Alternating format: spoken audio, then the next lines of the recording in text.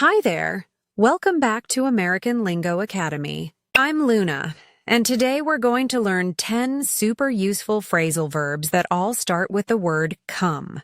These are phrases that native English speakers use every single day, and by the end of this video, you'll understand exactly what they mean and how to use them in real conversations. So get comfortable, grab a notebook if you want to take notes, and let's dive right in. Number 1. Come around to. Okay, so this phrasal verb means to finally agree with an idea or opinion that you didn't like at first. It's when you change your mind about something after thinking about it for a while. Maybe someone suggested something to you, and you said no at first, but then later you thought, okay, maybe that's actually a good idea. For example, imagine your best friend wants to take salsa dancing classes together, and you think it sounds really boring at first. You say, no thanks, I'm not interested, but then you watch some videos online and you see how fun it looks. A few days later, you call your friend and say, you know what? I came around to the idea of taking those salsa classes. Let's do it. Here's another one. Let's say your coworker suggests a new way to organize the office files. At first, you think your old system is better and you don't want to change anything. But after a week of trying the new system, you realize it actually saves you a lot of time. You tell your coworker, I have to admit, I came around to your idea. This new filing system really works better. Number 2. Come back. This one is pretty simple and you probably already know it. Come back means to return to a place where you were before. It's the opposite of go or leave. When you go somewhere and then return, you come back. For example, imagine you're at work and you need to go to the bank during your lunch break.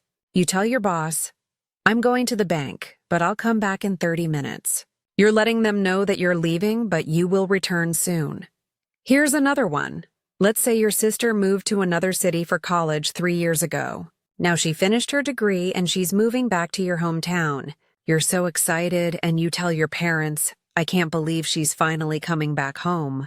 We haven't lived in the same city for so long. Number 3. Come before. This phrasal verb means to be more important than something else, or to happen earlier in time or order than something else. When we say something comes before something else, we're talking about priority or sequence. For example, imagine you're really busy at work, and you also promise to help your friend move to a new apartment this weekend. But then your mom calls and says she needs help because she's not feeling well. You have to make a decision, and you tell your friend, I'm so sorry, but family comes before everything else. I need to help my mom. Here's another one. Let's say you're teaching your little brother how to bake cookies. He wants to put the cookies in the oven right away, but you stop him and say, wait, mixing the ingredients comes before baking. We have to follow the steps in order. Number 4. Come by. Okay. This phrasal verb has 2 common meanings. The first meaning is to visit someone casually, or to stop at a place for a short time. The second meaning is to obtain something or to get something. For example, imagine your neighbor baked way too many cookies, and she wants to share some with you. She sends you a text message that says, I made too many chocolate chip cookies today. Come by around 5 and I'll give you some. She's inviting you to visit her house for a short, casual visit to pick up the cookies. Here's another one. Let's say you found a beautiful antique lamp at a yard sale, and your friend asks you where you got it. You tell them, I came by it at a garage sale last weekend. It was only $5. In this case, you're using come by to mean you obtained it or found it.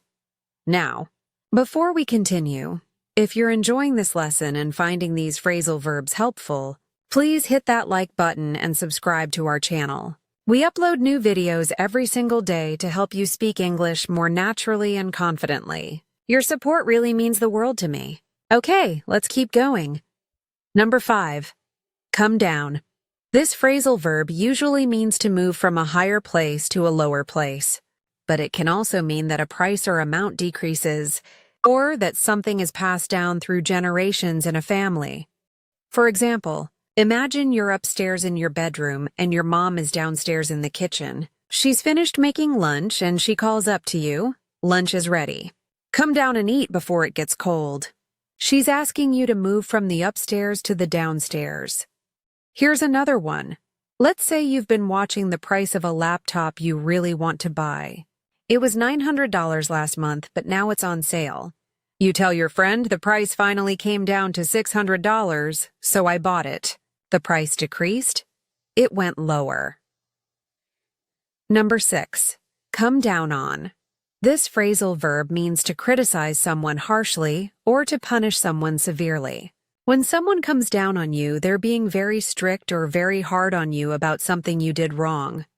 For example, imagine your teenage son came home 2 hours after his curfew last night and he didn't call to let you know where he was. You were really worried. This morning you have a serious talk with him about responsibility and safety, and you take away his phone for a week. Your son tells his friend, "My dad really came down on me hard last night because I missed curfew." Here's another one. Let's say there's a student in your class who was caught cheating on a test. The teacher doesn't just give a warning. She gives the student a 0 on the test and calls his parents. Another student whispers to you, "Wow, the teacher really came down on him for cheating. She's not playing around." Number 7. Come down upon. This is very similar to come down on. It means almost exactly the same thing, to criticize harshly or to punish severely. Come down upon is maybe a little more formal sounding, but the meaning is the same. For example, imagine there's a company where some employees were found stealing office supplies. The company owner is furious and decides to fire all of them immediately. An employee who wasn't involved tells their spouse, "The owner came down upon those thieves like a hammer." They're all fired and facing legal trouble. Here's another one. Let's say a judge in court is known for being very strict with people who break the law repeatedly. A lawyer warns his client, "If you get arrested again, this judge will come down upon you with the maximum sentence."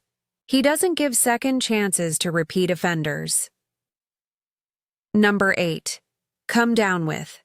This phrasal verb means to become sick with an illness. When you come down with something, you catch a disease or you start to feel sick. We use this all the time when talking about getting sick, especially with common illnesses like colds or the flu. For example, imagine you wake up one morning and your throat is really sore, your nose is running, you have a headache and you feel exhausted. You call your boss and say, "I'm so sorry, but I can't come to work today. I think I came down with a bad cold overnight." You're explaining that you became sick. Here's another one. Let's say your daughter was fine yesterday, playing and laughing and having fun. But this morning she has a fever and red spots all over her body. You take her to the doctor and the doctor says she came down with chickenpox. Keep her home from school for at least a week. Number 9. Come forth. This phrasal verb means to appear, to emerge, or to move forward, especially from a hidden place. It can also mean that information or truth is revealed. It sounds a little formal sometimes, but we do use it in more serious situations. For example, imagine the police are investigating a crime, and they're asking anyone who saw what happened to contact them. A news reporter on TV says, "Police are asking witnesses to come forth with any information they have about the incident. The police want people to step forward and share what they know." Here's another one. Let's say you're at a magic show and the magician asks for a volunteer from the audience. The magician says, "I need someone brave to come forth and help me with this next trick." Don't be shy. The magician wants someone to move forward from the audience onto the stage. Number 10. Come forth with. This phrasal verb means to produce something, to provide something, or to offer something, especially information or evidence. When you come forth with something, you're bringing it forward and making it available. For example, imagine your company is trying to solve a problem with a project, and the boss asks if anyone has ideas. You've been thinking about a solution for days. In the meeting, you raise your hand and say, "I'd like to come forth with a suggestion that might help us fix this issue." You're offering your idea. Here's another one. Let's say someone in your neighborhood knows who broke the mailboxes last week, but they've been too scared to tell anyone. Finally, they decide to tell the truth. They go to the police station and say, "I came forth with information about who damaged the mailboxes. I saw the whole thing." And that's it. We covered 10 really useful phrasal verbs today that all use the word come. Remember, the best way to learn these is to practice using them in your own sentences. Try to use one or two of these in conversations this week, and they'll start to feel natural to you. If you have any questions or you want me to explain anything again, just leave a comment below. I read all of them, and I love hearing from you. Don't forget to like this video, subscribe to the channel, and I'll see you tomorrow with another lesson. Thanks so much for learning with me today.